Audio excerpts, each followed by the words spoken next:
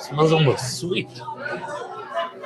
Hello, hello. Welcome to post COVID, if I may say that, right? Yep. Welcome to post COVID. Back to the fabulous events, wine club events that we have going on. And I'm really excited about doing this with you, Chef Gabe. The food, and I have a special connection. I could say I have a connection to the Yeah. wine, but in these wines, I have a special connection, right? Big time. So I look forward and excited to do this with you one-on-one, food and wine. And I look forward for you tuning in, enjoying, and hopefully you get some of the enthusiasm both of us here have in food and wine. Well, I think it's just a great set of wine to be pairing with. Just to start back, mask off. We're here. You can see the crowd. I'm so excited to actually feed people, see people, touch people, and it's a back to normalcy in a big way. And when we were talking about wine pairing, and I just wanted to pay homage to what you guys do so well and tribute more than anything. So I wanted to make food that made sense. Um, we're in the mix of summer. Uh, there's little touches of spring still, spring ingredients. And some of the wines that we were drinking were like, okay, if I'm in summer, what am I eating? What am I going to be eating with this wine? What am I going to be drinking? And when you ask me about is food paired with wine or is wine paired with food? Exactly. So Now, hold on a second. If I may cut you, this is two different things. People think it's the same thing.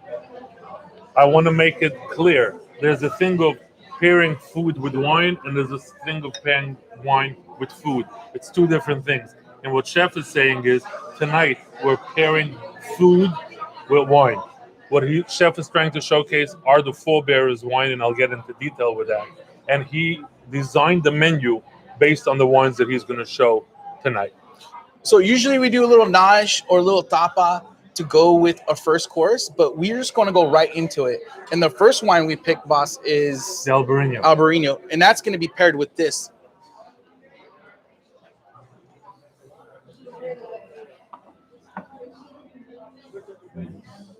So I got some earlier this year, some really great lean cod that was line caught. So line caught means it was fished. It wasn't in a net or anything like that. And this is real dear to me dish because of the vegetables that are there. I don't know if you guys seen any of Under the Hood videos. Shout out to Rio Gozo, John Fontaine, Our local farmer. our local farmer, organic farmer, and these are all his vegetables. So we started off a base of aioli with opal basil, purple basil. We did these beautiful heirloom cherry tomatoes, his zucchini, his squash, his peppers, and some fava beans. So a rustic succotash. And then we dusted the fish after it was steamed with a little bit of dried herb, basil, thyme, a little bit of tarragon, and some dill. And I thought it would go great to start with a little glass of Arborino. First of all, cheers. Cheers. Post COVID, we're doing Post-COVID. this, and we're doing this together, so that's amazing. Cheers, everyone. L'chaim berachat Adonai. Check that out, guys. Fish can. Now, when I walked into the kitchen today, I saw that you had the what's it called? No, come on, Dehydrator out. dehydrator out, and that's what you were doing. I get it. Now I get it. Oh, man. Man.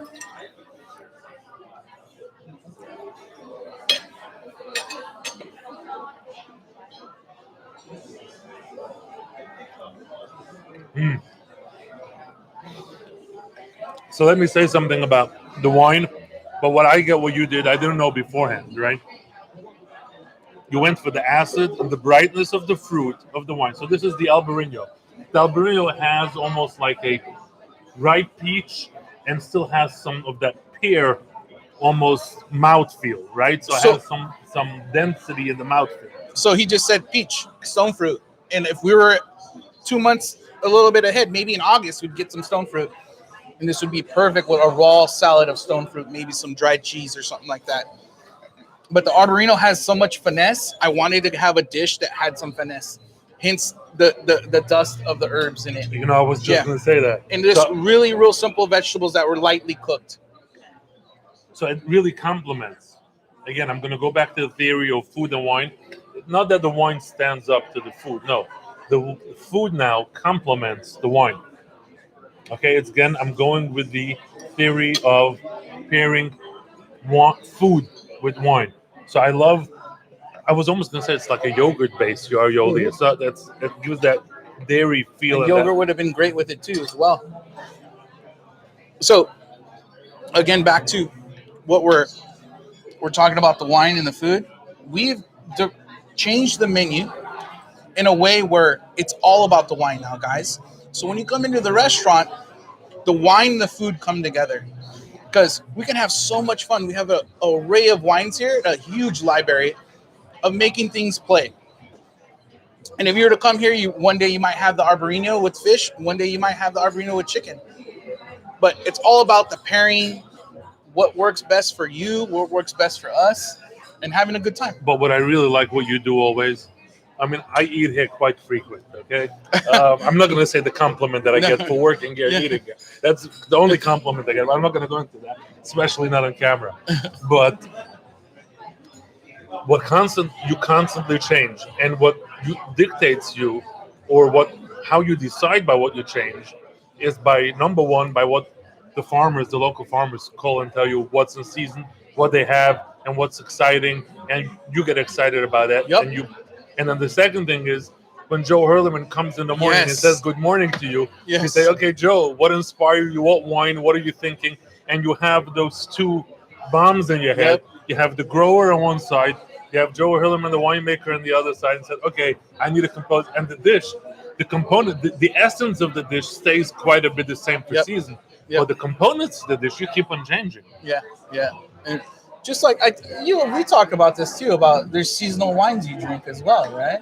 100%. You might drink a rosé in the winter, you might be okay, but there's certain wines. Interestingly enough, it depends on your day. Yeah. So if you have certain days call for certain wines. Okay. And wine, more than anything, it's almost like music. Yep. I go down to the cellar, and if it's on a Friday, I'll think about what am I having tonight, and who you're with, your company, your food, your week.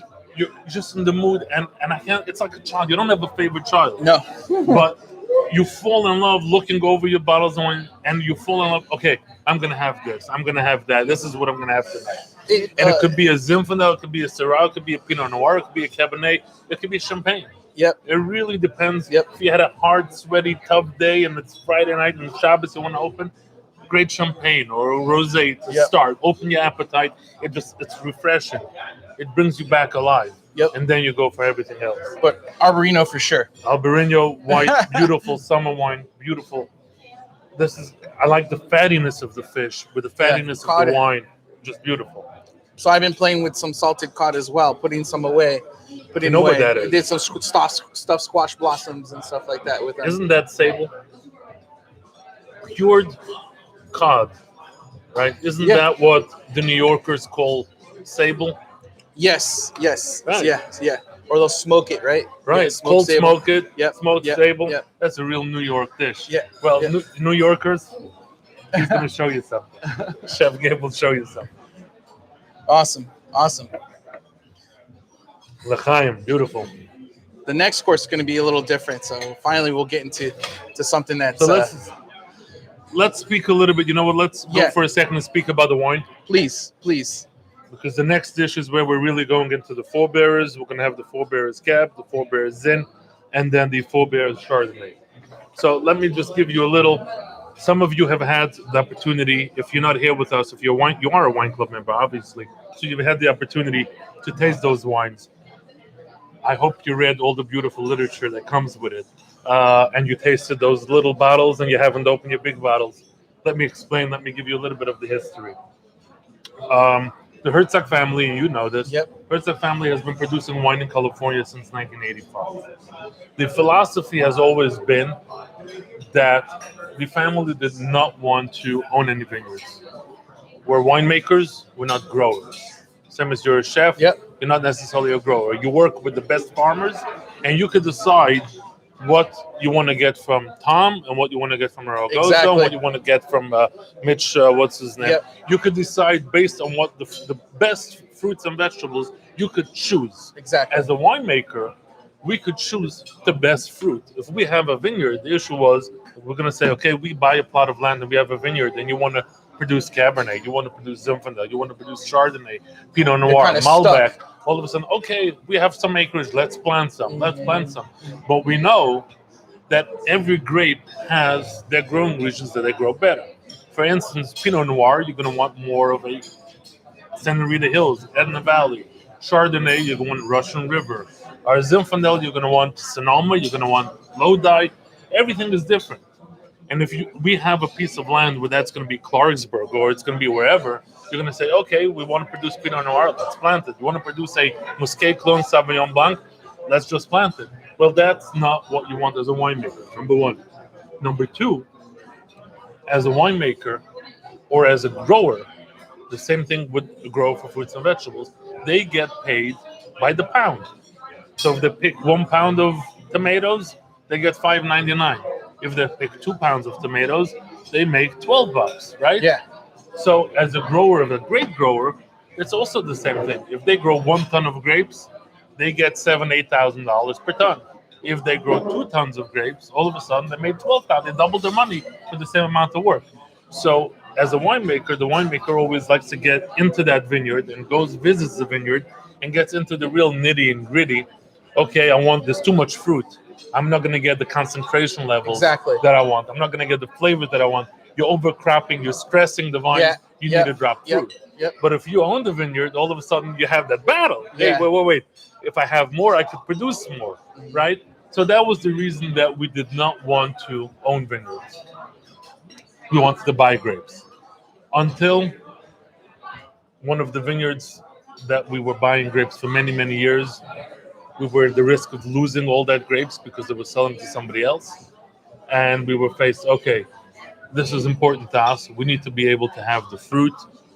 And if we're not going to buy the vineyard, our competitors that are doing a great job with those wines, they're going to get the vineyards. Yeah. And we won't have that fruit. Prices are going to have to go up. We're going to have to plant and so forth. So we made the decision, we bought the vineyard. That was the first vineyard in 2008. Exciting, it was amazing, worked out. And the good thing we had was, before we bought it, we actually bought fruit, every varietal they grow on that property. We brought in, and we made wine out of it. Yep. And the quality was good enough that we decided yes for the most part of it. And the ones we didn't like, we decided, okay, we're going to grow something else that is good for that area. So it's not just because we have it, we have to grow it. No. But that's the story. And actually, we've been buying grapes from that vineyard since 1985. Our Chardonnay, our Chenin Blanc have been since 1985 out of the vineyard. In 2010, we bought that property. But what was really happening was, for all of you that know, Napa Valley has been going like this. Really. Crazy. Like a rocket. Not even like this. Yeah. Like this. Yeah. I think it's just because wine has gotten so approachable, too. It's like, I think the youth were a little bit afraid. It's very intimidating. I remember the first time it used to be snobby. I was like, whoa. Like, if you drank wine, you said cab, it was just a snob. It was like, whoa. Now it's like it's approachable, so everyone's 100%, curious. 100%.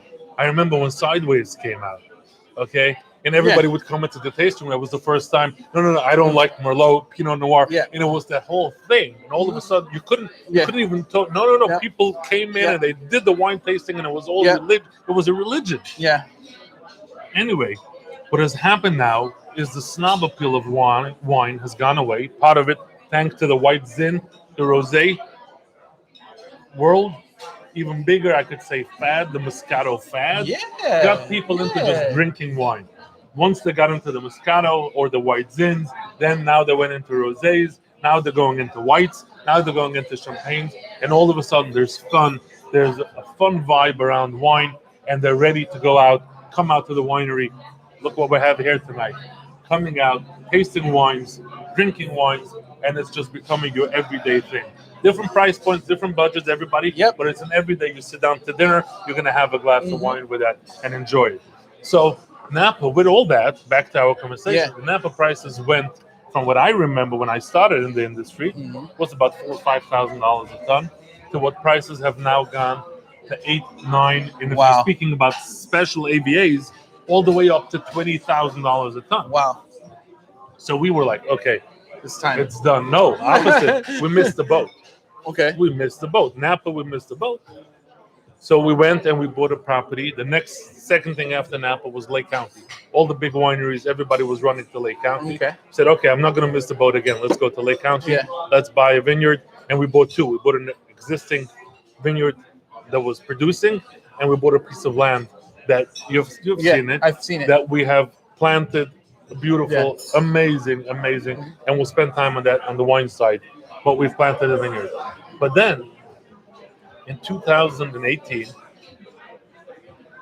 I was approached with an opportunity buy. Now, I had to change hats all of a sudden. I wasn't coming as a winemaker because as a winemaker, that vineyard made no sense. Yeah. I came as a developer, Yeah. okay? And I was looking as a developer. Let's see the acreage, this, replan that, water, property, and all that. And all of a sudden, what we call in the business, or you call it in the real estate business or in the wine business, we found a diamond in the rough. And we said, okay, we can make sense out of this.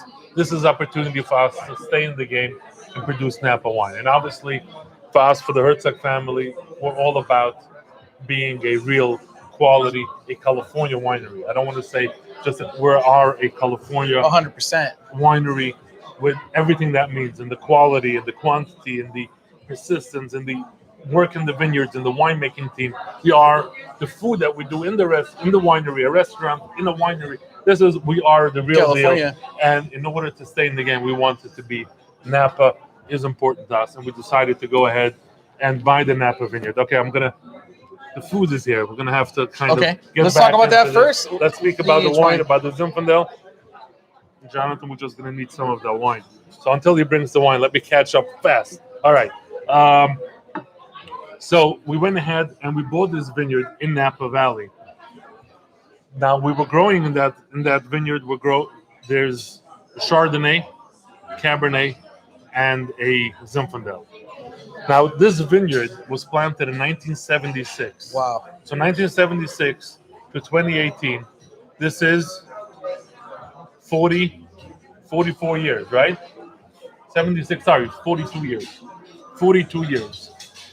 A typical lifespan of a vineyard or a vine, when you plant it until it's not producing economically, or as a winery, it doesn't make any sense. It's about 20 to 25 years. Wow. After 25 years, you're just speaking about replant. Yeah. It's getting old, tired, the production starts going, the yield starts going really down. So you could just imagine the people that own this vineyard, planted in 1976, it was really not producing a lot. Now, the yield that we're getting off this vineyard is about 2.5 tons to the acre. When a regular young Napa Valley vineyard, a high-end Napa Valley vineyard, you're going to get about 4.5 tons to the acre. This is producing 2.5 tons to the acre, 2 to 2.5 tons to the acre. So just do the quick math. If 4.5 tons to the acre produces you a wine that the grapes are costing about $8,000 a ton, if it's half of it, it should be $16,000 a ton. Okay? Now what happens? Because it produces such a little quantity of grapes, all the concentration, all the energy of everything in the vine is going into those little grapes. So instead of taking energy going into 4 tons of grapes, you have all this energy going into 2.5 tons of grapes.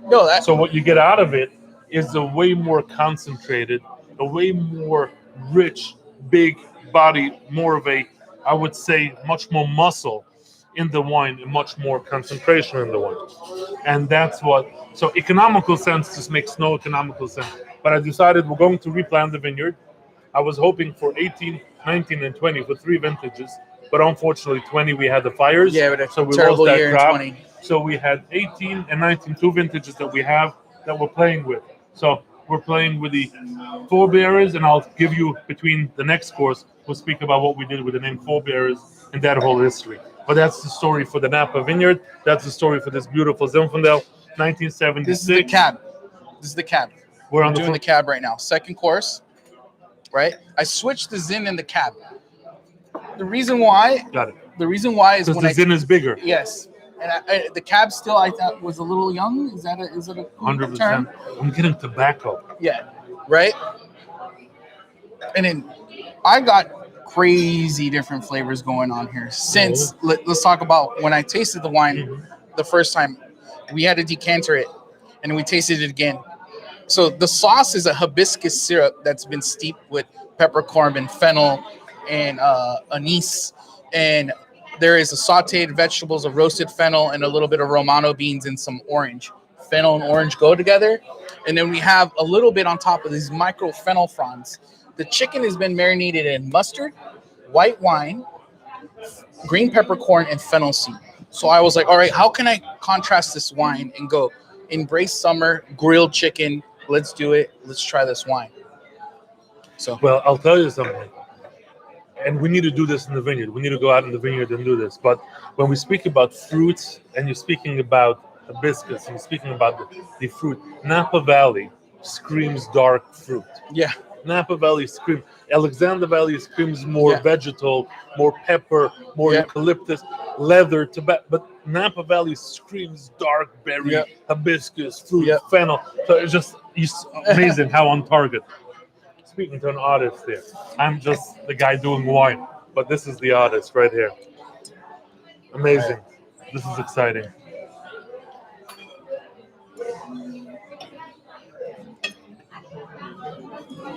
Now we need to try getting everything on it, Yep. right?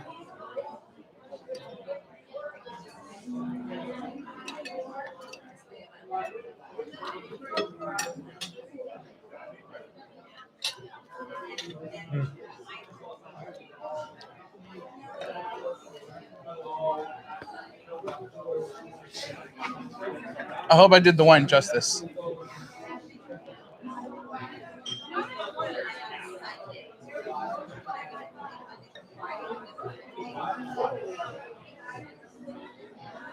I think it's like a classic barbecue in the summer. We had some family over. No, I would say, as a father, both of my children make me proud.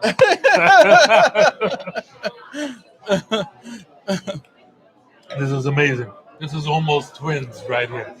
This is just, you know what? Let's go back to baseball. Beautiful. The hand fits the glove. Yep. Beautiful. You brought these flavors together like. And I think amazing. before Jen, shout out to Jen. Too bad she's not here with us. When we Wait, congratulations to oh Jen. yeah, congratulations Cheers. by the way. Cheers, Jen. When When we lose an employee because it's something really another opportunity, another stage in life, then I'm just all Yeah. happy for you. Yep. Congratulations, you did the right choice. Although we're sad that you left us, Yeah. but you did the right thing. but we got a new replacement here. We're gonna work on Nah. it. We're gonna work on it. I'm trying. yeah. Tell everybody in comments. Let them, am I doing a good job? Yeah, Am I hope so. stepping up I to the hope plate so. over here? I hope so. Put in your comments. Tell me if I'm doing okay as your host. When we compose a dish, it's like, where are we at? What time are we in the year? What are we drinking? And this is the dish that kind of embraced that at all points. You know what? What ingredients are in the farm right now? And it was kind of like, what are we playing with? We had hibiscus because we were playing hibiscus in with a dessert, and it was like, okay, why not? And the wine that we put inside the syrup to make it, I think, went well too. I'm gonna take one more bite. And I think the grill on the finish, some smokiness, a touch of smokiness with that fruit.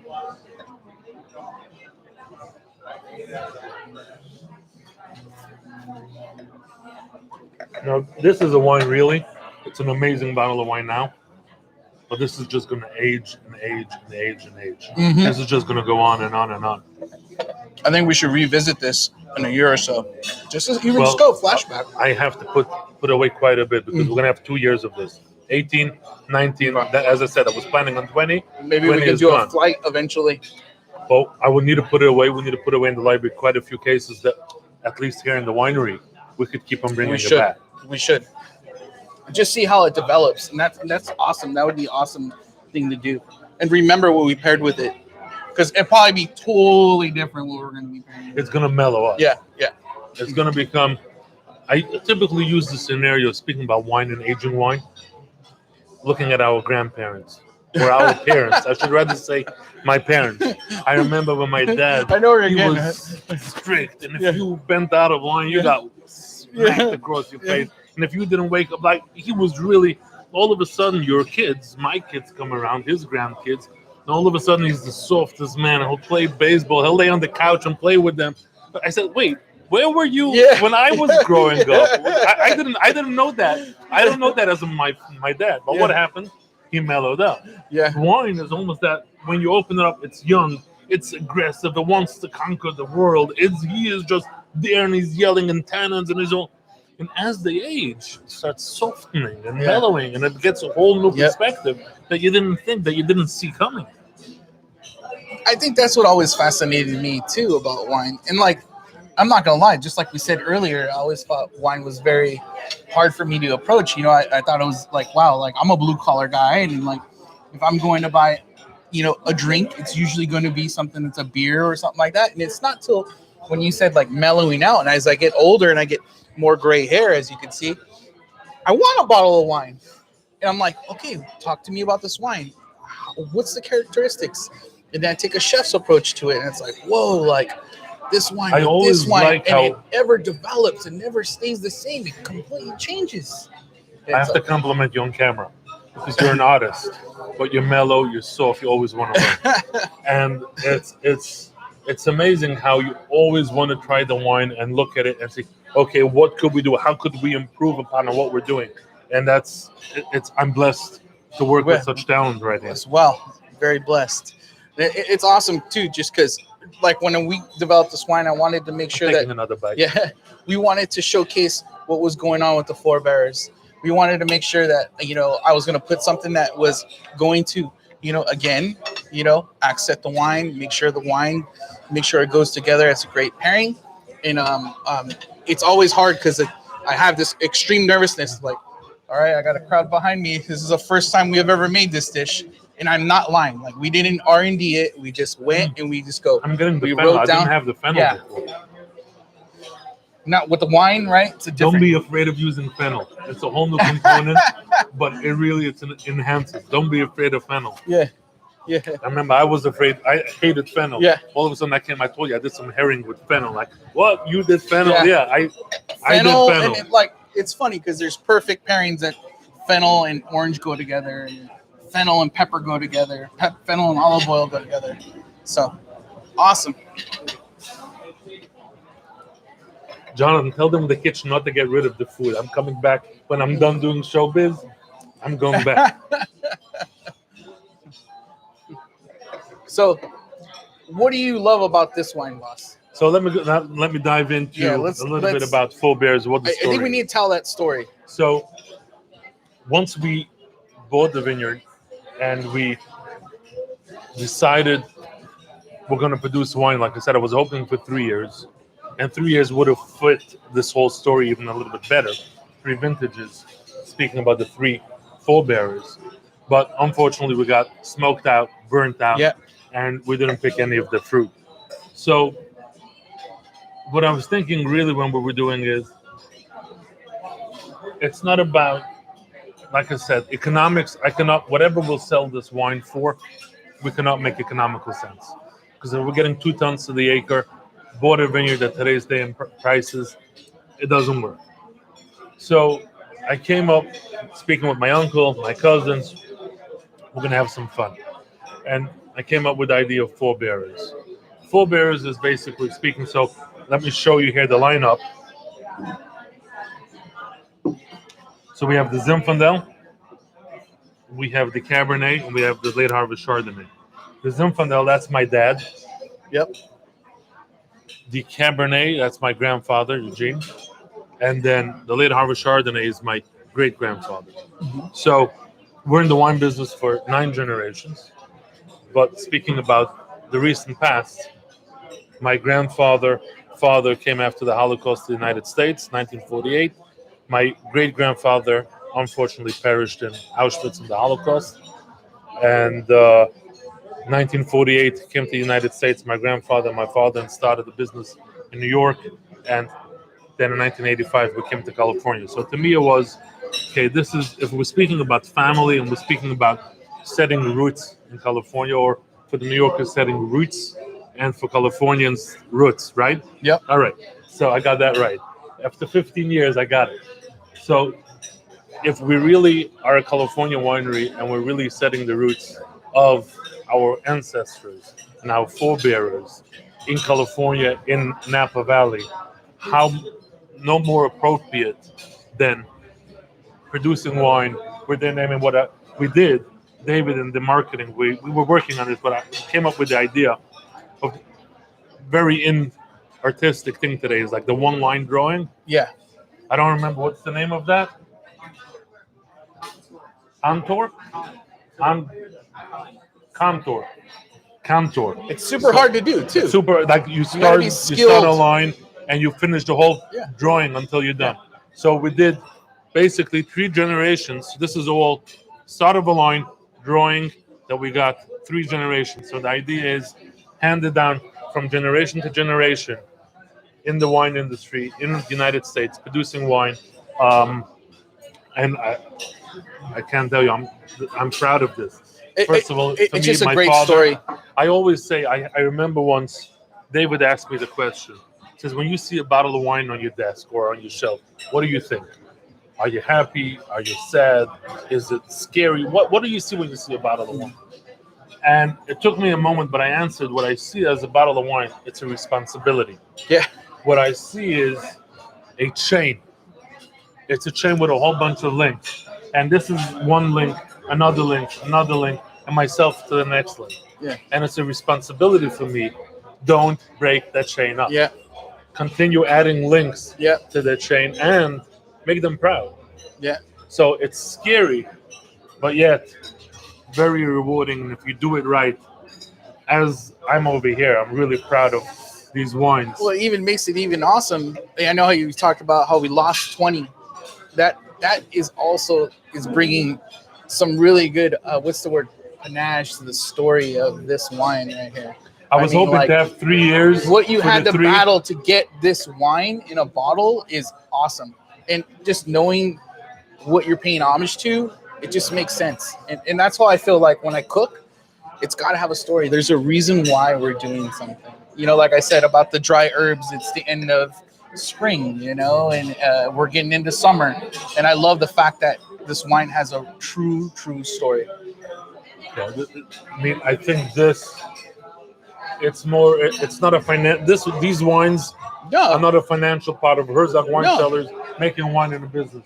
This is really connecting our soul to the dirt, to the grapes, to what we do. It's just testimony to what we do. It's exciting. I can't wait to see what's next, boss. I can't truly can't wait. Well, I can tell you some good news or fantastic news is, as we speak, the old vineyard has been torn out. We got our permits. Awesome. And in August, we will be planting the new vineyard in Napa Valley. Nice. That's exciting. I think we got to have a ceremonial. You got to come up. Once we're done with summer, we got to come blessing up of the and land or something, maybe. Oh, I'm sorry, guys. This is the Zinfandel. This one. This is the Zinfandel. This one. You could smell it right here. This wine right here puts a big cheeser on my face. Making him proud. Yeah. Oh man. At least try. Yeah. So hopefully the pairing is subtle enough to carry weight. You know what Joe says on this wine? Joe Hurleman. What does he say? First of all, I'll tell you a secret. There's not many wines that he actually orders and buys of cases and puts himself away. There's not many wines. This Zinfandel is one that he orders himself a case and he's taking home a case. So that's number one. Number two, he says this is his best Zinfandel he ever made. Wow. So Joe Hurleman has been with us since 1998. He's made lots of wine, and before that at Albin Vineyard, and before that other main big wineries. But this is definitely one of the I remember last year, you know what? It's exactly a year ago, August. I was up at the vineyard. We had some people up there, and we did a picnic. Okay. In the vineyard. I did a whole bunch of vineyards, and we were going in Chalk Hill, and we drank the Chalk Hill there. In Alexander Valley, we drank Alexander Valley. In Lake County, so in the vineyard, we were drinking the wine that actually came out of those vines, right? So in Napa, we were in this vineyard at the Herzog Ridge, and I asked Joe, what do you want to drink with? And I had all these bottles open from after a day. What do you want to drink in the vineyard with lunch? He says, no, I want that zin. Like it was okay. If Joseph, get me that zin. All right, he was on to that zin. All right. Let's see how this worked out. All right, Now boss. here you were going for all different level of complexity. So this is pretty gnarly too. What we did here. This is a dish I had in one of my favorite chefs did a play of maple syrup, dates, and bay leaves. So this is my homage to him.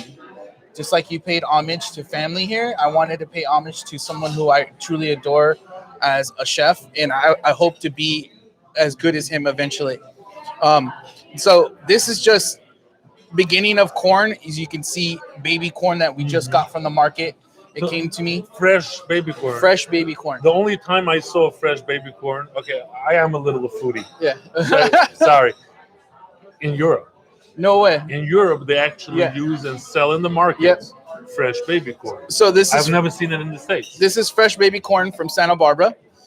There's a hidden little valley over there that they're growing corn. They're growing some strawberries. I got fortunate enough to grab a case of it. On the bottom is a Southern style corn pudding. So again, fresh corn because it is like candy right now. There's very little of flour in there, some green onions, a little bit of cayenne, and then we got some dates, some honey, some bay leaf, and we steeped it to make a syrup. And then what we did with the veal, we got a veal loin that we brined, we sous vide, and then we grilled to create some harsh flavor and char. For you out there, how many days of work just in prepping that piece of meat before you cooked it? 6 days. 6 days, and then you don't just pull two stuff, cooking techniques. You don't just pull stuff out of the fridge or freezer and just go to cook. This is I have to say meditated. You meditated over what you're gonna do. Well, I'm not gonna lie. I hopefully I pay the wine enough attention. It could work and it could not work, guys. So bear with us. Let's taste. Let's see.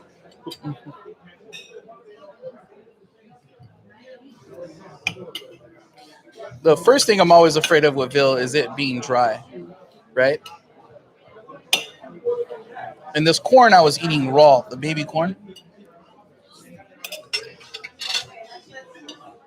This does not look dry. Again, what you want to do, especially when you taste it with something else, you want to get all the components so you get all the different flavors.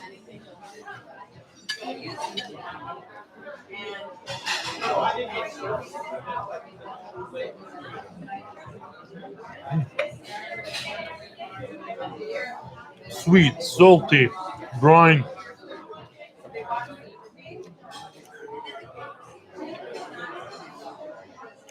The reason why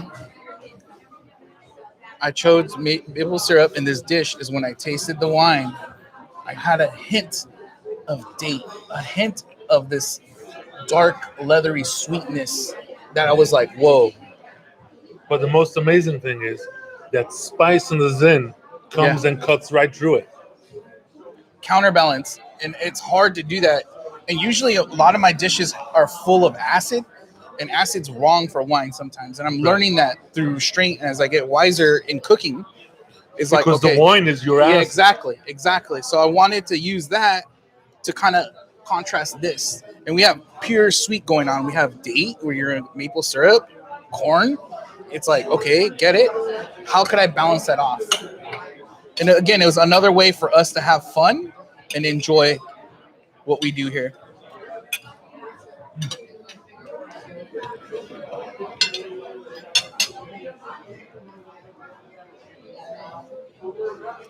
Does take guts. That maple syrup in here, it's gutsy. Now, like I said, it's a crazy pairing, but hey, this is the time and place to do it. If not now, if not here, then where? We'll see what the audience says. They have to pay for it, so. Oh, I think they're gonna dig it. So it's something that, if you don't mind, Chef, let's dive a little bit deeper into it. You're speaking about acid and the wine and the food. So typically, when you make the dish, you always, should I say, it's almost like a shidduch, like a marriage. You need to have counterbalance, right? You always want to have, so there's some Yin to the sweetness, yang. some spice, there's some acid, there's sweet. You always have to give some balance, some not balance. What you get is balance. So you have two opposites, and by having the opposites, you get some balance. So that's why you want sweet, you want acid, you want certain things to play. So we've had many of experiments where you've tasted this wine, challenged me with this wine. And when I was young in my career, I never thought about what am I drinking, what I'm eating with. And it wasn't until I became the chef here, and it was like this whole array of like, wow, like I'm treating wine as another ingredient in the dish, if that makes sense. Right? And sometimes it's almost like you're finished. You're putting together the dish. You're putting the stamp, and the final stamp on the. I hate to say it, I have a bad habit of the last thing I'm thinking about is what am I drinking with it, and like I'm fortunate enough to be in this winery where it's like I have this array of paint colors to color a dish with, and I get this wine. It's like here we go. Like what are we gonna play with this? What are we embracing? Again, where are we at? What time of the season? What ingredients are around? How do they work together? Will they mesh together? And everyone has their own palate. Your palate might be way more sophisticated than mine. And like someone that we know has an amazing palate and sense of smell is Joe Herliman, right? He could smell from his office and that's miles away. And he knows like, Gabe, you've been cooking this. And I'm like, wow, man, how do you know this? And I'm still learning and getting comfortable of what am I tasting in my flavor memory. And how could I implement wine as also part of the dish? And it's awesome because it never changes. It never ends. It's just constantly something new to play with. Enjoy your wines, enjoy your food, but put it in back of your mind. Flavors, components, different ideas, what works, what doesn't. So you kind of build the Rolodex that Chef is speaking about food and wine, pairings, not pairing. And once you do it, you start understanding more and more what it is.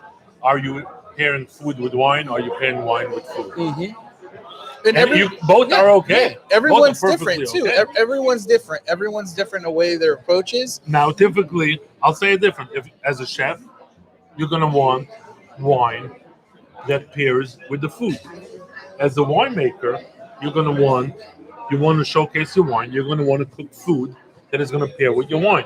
So it really depends what you want to do. You could play with it, but let's explain it more to the everyday person.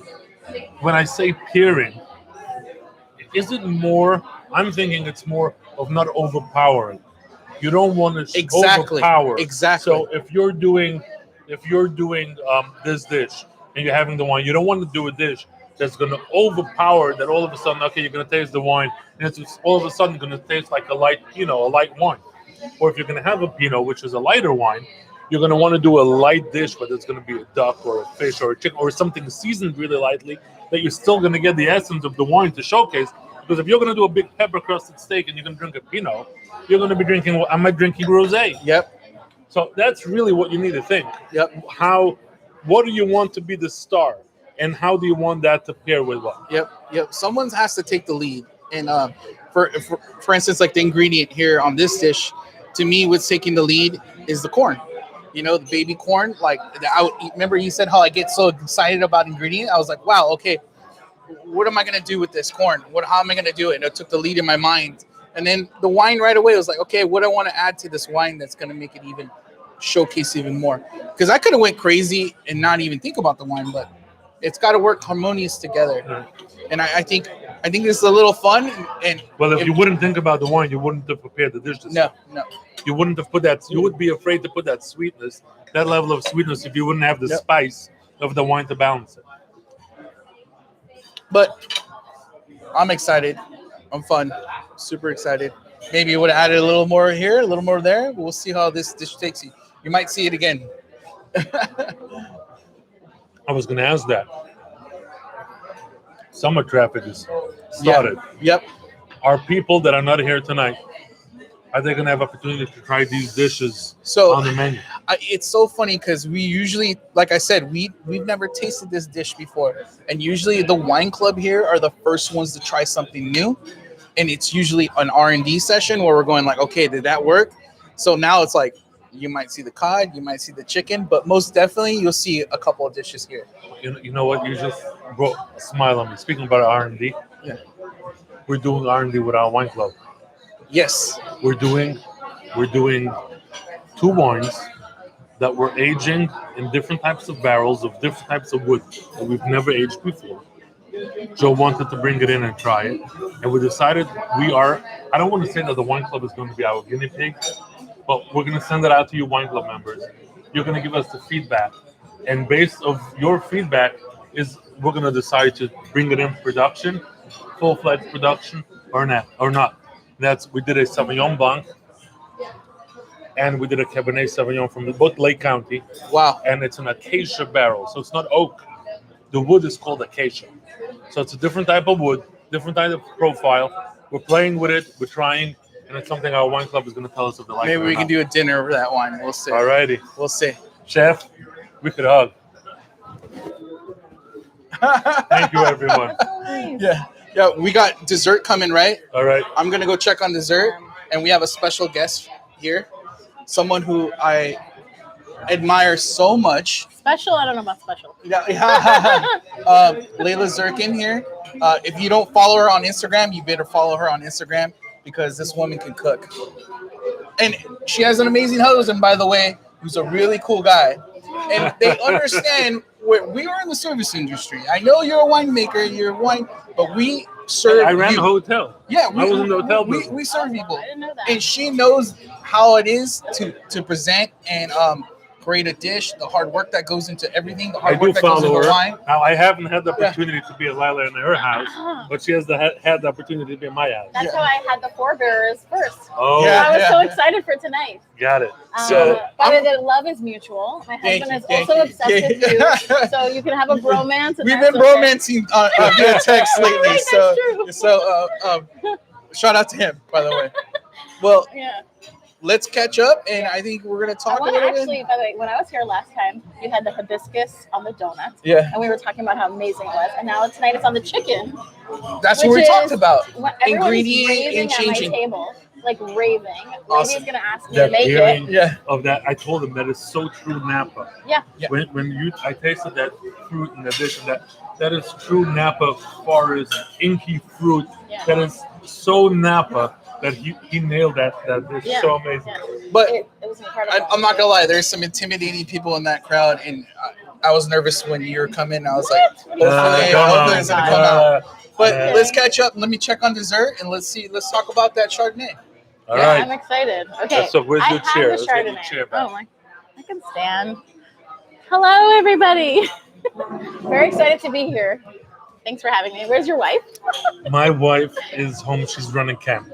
She's getting right, ready to in start your backyard. camp. No, not in my backyard. Oh It's no, school. your daughter no. No.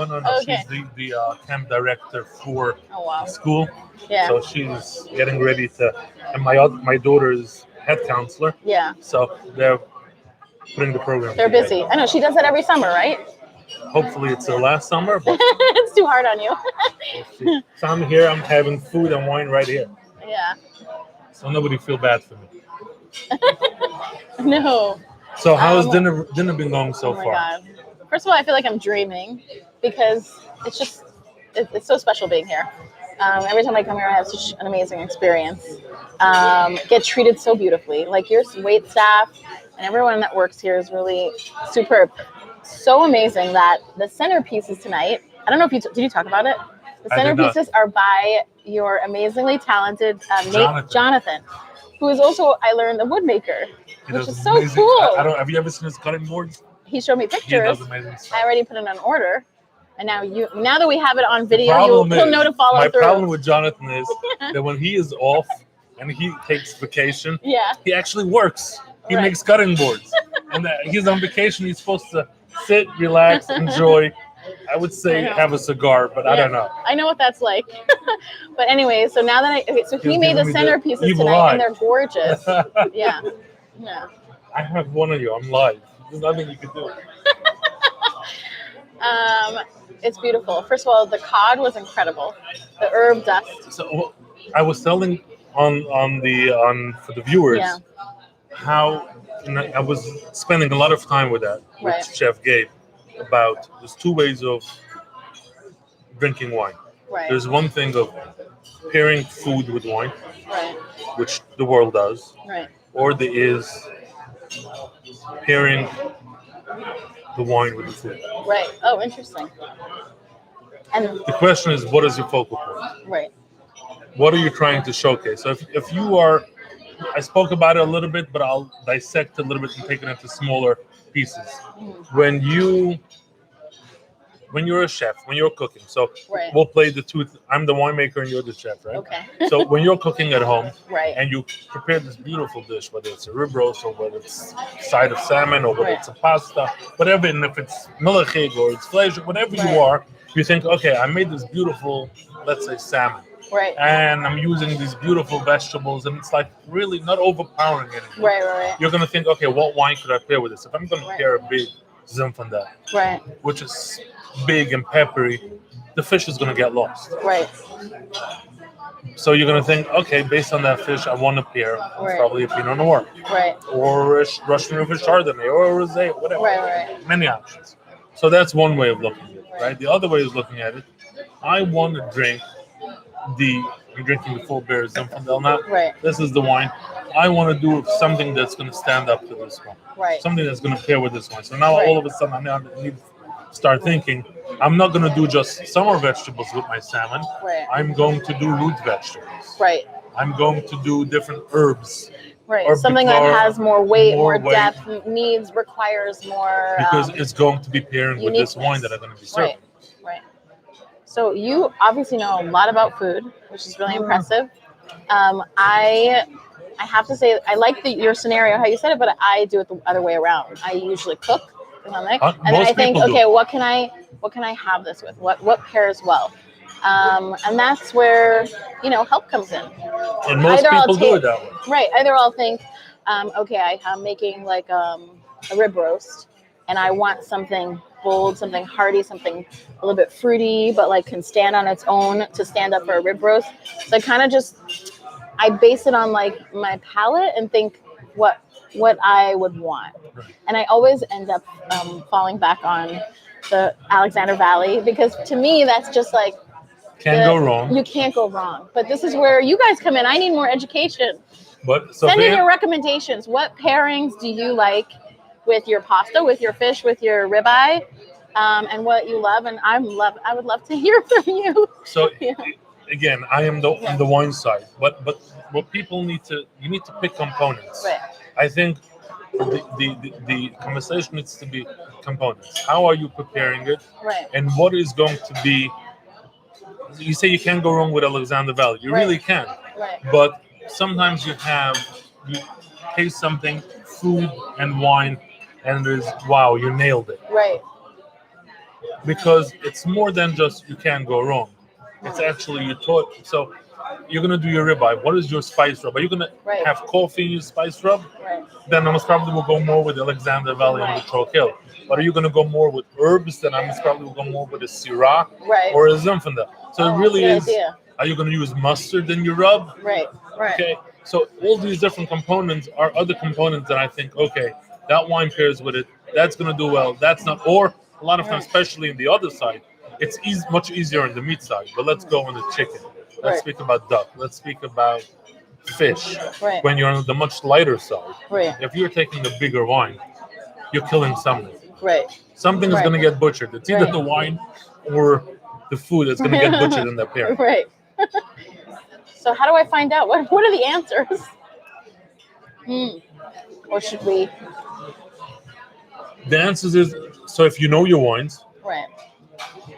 then you're thinking about, okay, that rosé is a Right. clean, crisp, fun rosé. Okay, so you're going to have something more on the cleaner side. You're not Right. going to overpower your salmon. Right. Or you're going to have some more vegetables or more roasted, or going to do roasted or smoky mushrooms. Right. All of a sudden you put that mushrooms, now I'm thinking Pinot Noir. Right. Right. It's really, the main So- thing is have fun. Right. The first thing is have fun. So let me ask you actually, okay, because we smoke a lot, and it's smoked very simply. There's just salt, pepper, and mustard as a binder. What wine from Herzog would be best with that? Like hearty smoked, either brisket or ribs. Would there be a difference? Chef is back. Sorry. Let's do this. No. Oh, hey Ari, how are Good. you? Nice How to are see you? you. You too. Hi, Ari. Oh wow. Hello. Hello. Let's get some silverware. Now we need to change the wine around. Change here. wine. I texted too? your sister.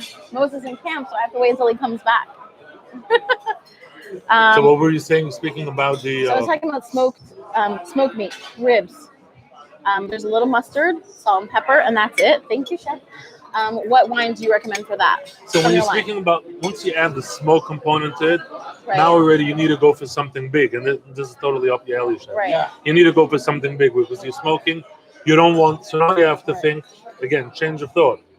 You don't want the wine to get lost with that. Smoke is overpowering. Right. Right. When you're done smoking, your house smells, your clothing smells, everything smells. Is that why That's smoke. that's why your wife got rid of? That's my wife got rid of my smoker, and Chef Gabe ended up I with know. my smoker. But when you it's so strong Yeah. that's overpowering. So all of a Right. sudden you need to think, okay, Yeah. what wine is big enough to deal with that smoke level? Right. So it's always you got to look what is your high point Right. So and what do you? what it's going to match up with that high. What do you so recommend? Zinfandel, Syrah, Yeah. a big I'm gonna- cab like the Napa. I actually would not go Napa cab. I would go more the Lake County exactly. cab. Something I'm Three getting. of those. Okay, Yeah. this is Ones, live, which is and we're getting more- tips on Hello, wine which is from the which will go here from well the big bosses here. with that Yeah. cab or that smoke. It took a while for R&D, and we just did a dinner for some guys, a private dinner, right? And I waited for smoke That's last Ed. She's the best. because I Once knew you with the smoke- pairing, it was gonna blow everyone's palate, and everyone's gonna go, okay, this is way too much. This is way too going. So Right. I'll give you. You can't go back. It's unfortunate. You're 100%. You're so right. Yeah. It's unfortunate. We spoke about before the 2020 fires, right? Right. Yeah. So I was up in Napa in different wineries, and maybe I'll say it's the silver lining. Silver Okay. lining is there was fires in 2018, Right. 2019, and 2020 remember. all over. 2018 was in Lake County, 2019 was more in Sonoma, and then 2020 was Sonoma and Napa. Right. Our vineyard in Lake County got toasted in 2018. We did not produce any 2018 Lake County North Coast wine because of smoke. Right. So we kind of got heads up on smoke. I got used to smoke profile, and I'm sensitive to smoke. I pick it Oh up wow. because I've been studying it since 2018. Right. So now, this couple of months ago, I was up in Napa in different wineries, and I tell the winemaker, could I taste some of your wines? And he says, the 2020 that he made. He says, yeah, and he was all proud, all different ideas and stuff that he did, R&D in the vineyards and stuff that get rid of the smoke. And I told him, okay, give me your best case scenario first and your worst case scenario last, because once you do smoke level tasting, once you taste something really smoky, then It's like tasting it's scotch. done. Right. Exactly. Everything is smoky. You can't tell lower or more. And what was funny, it was sad, I should say, Right. was he gave us what he thought was his best wine. And I smell it, and I taste it, and I tell him, this is quite smoky. Wow. And he tastes it again, and he says, you're right, this is not the way I remember it. So there's the devil in that smokiness that Right. Kill your palate. but it keeps on going. You never know. Right. You think you have it arrested, but not really. Right. It could wake up and just keep on going. So Like it could always smoke, change. Is that what it you're could saying? change and keep on getting more, even if you think it's okay. This So is it what changed after he was familiar with the taste. it Oh, wow. changed. But correct me if I'm wrong. I'm not from Texas. I'm not from the South. I'm from California. That's why beer is Right. always good. Yeah. You don't have a problem with it. We grill Yeah. Santa Maria style. That's how I was raised. So we grill. Grilling and smoking are two different things, guys. Smoking is totally different. So grill And bad smoke yes, is even worse. yeah, bad smoke. When Bad you smoke burn is your terrible. wood wrong, Right. so you get perfume and you get this bad taste. Right. So a lot of people don't understand that, and when it happens, when it sticks to your meat, it just like, oh my god, it's overbearing, Right. and that's it. You can't take it off. So, anyways, to contrast what you're smoking, let's talk about the Chardonnay Let's do this. right here. So Oh, what wow. we did this Chardonnay, let me speak about the Chardonnay itself. Yeah. The Chardonnay is late harvest. Late harvest, there's three ways of doing late harvest wine. There is basically ice wine, Ice wine, yes. Ice wine vinegar, I know that. Yes. Sauterne, Yep. and then late harvest. The idea is the same. You're trying to pick the fruit or get the highest sugar content possible in the grape. So we picked this, I believe it was 30 something, 31 bricks. Brix is BRIX. That's the sugar level in the grape. Oh wow. Bricks, 31 bricks is raisins. Yep. Really raisins. You get almost no juice.